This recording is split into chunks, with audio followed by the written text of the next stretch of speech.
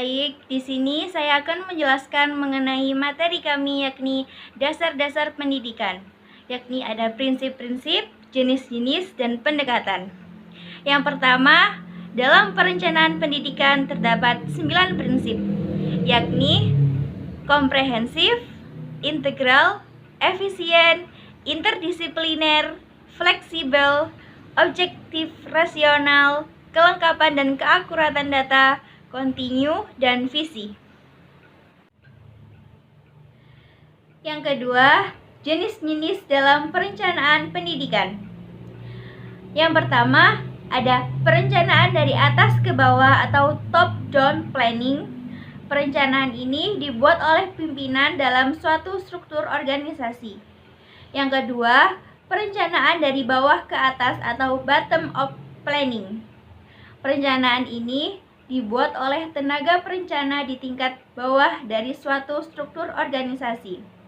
Yang ketiga, perencanaan menyerong ke samping atau diagonal planning. Perencanaan ini dibuat oleh pejabat lain bersama-sama dengan pejabat yang berada di level bawah di luar struktur organisasinya. Yang keempat, perencanaan mendatar atau horizontal planning.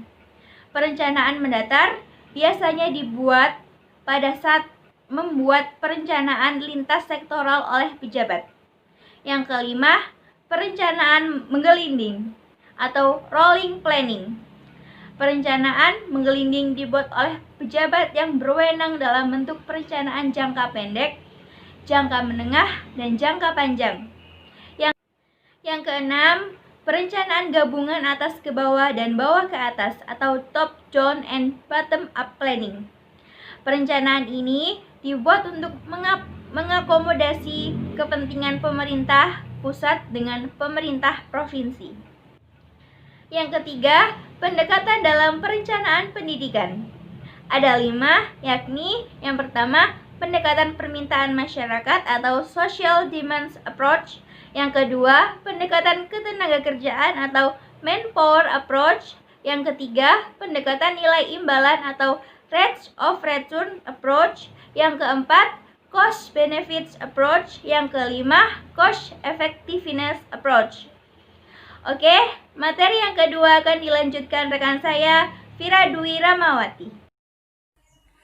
Perkenalkan, nama saya Vira Dwi Ramawati.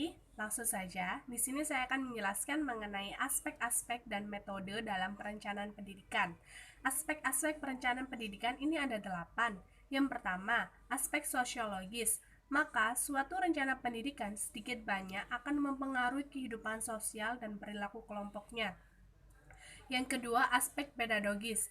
Meliputi tujuan pendidikan, struktur sistem pendidikan, isi pendidikan, metode belajar dan mengajar, dan inovasi pendidikan. Yang ketiga, aspek demografis, meliputi perkembangan, pertambahan, pencapaian sasaran, peningkatan mutu, pemerataan pendidikan, dan jawaban atas permasalahan. Yang keempat, aspek ekonomis, meliputi permasalahan ekonomi, alat dan kebijakan, alternatif, alat-alat, biaya pertumbuhan, dan tujuan. 5. Aspek pemilihan, memilih yang akan digunakan dalam perencanaan pendidikan. Yang keenam, aspek sumber daya sebagai alat pengalokasian. Yang ketujuh, aspek tujuan, alat untuk mencapai tujuan yang ingin dicapai. Kedelapan, aspek waktu, waktu yang akan dilakukan pada masa yang akan datang. Selanjutnya ada metode perencanaan pendidikan, ada 8. Yang pertama, metode main ways and analysis.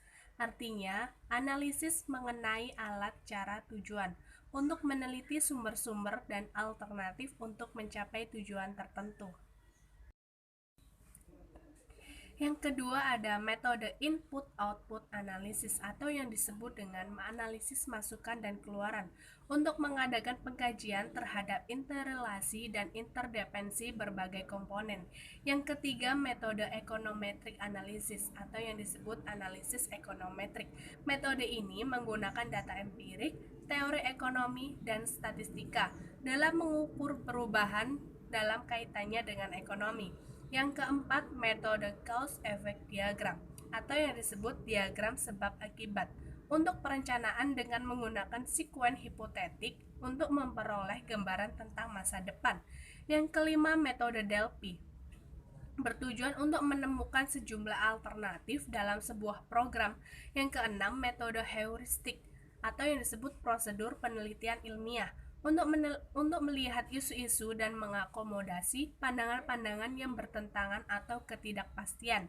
Yang ketujuh, metode life cycle analysis atau yang disebut analisis siklus kehidupan untuk mengalokasikan sumber-sumber dan memperhatikan siklus kehidupan mengenai produksi, proyek, program, atau aktivitas.